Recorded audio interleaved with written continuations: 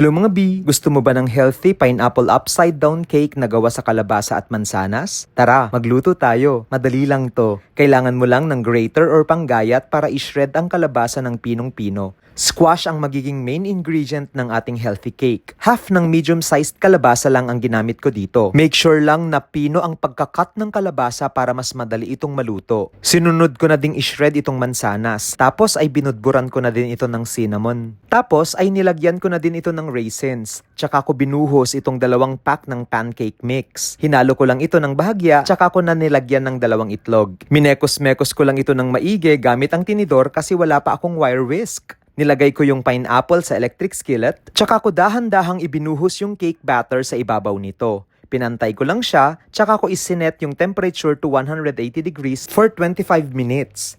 Takpan lang at iwasan itong buksan. Kahit pa to be honest, nakakatempt itong buksan dahil sa nakakatakam nitong amoy. And voila, may healthy cake ka na in just under 30 minutes. Subukan nyo na din ito, baka magustuhan nyo. Yun lang.